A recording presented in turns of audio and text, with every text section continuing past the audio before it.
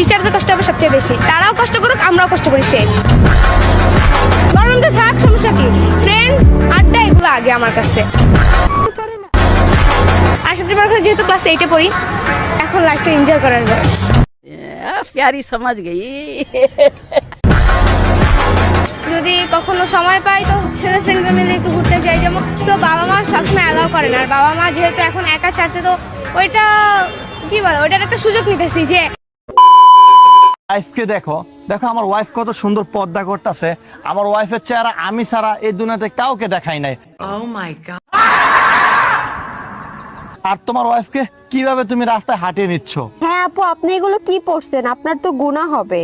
সঠিক বলেন। আপনি আমার মতো চলবেন, বোরকা পরবেন। আর কত কি দেখবো বলো। আসলে এমন কন্টেন্ট থেকে কিছু শেখা উচিত। আপনারা আবার আগের কন্টেন্ট থেকে কিছু শেখার চেষ্টা করেন না।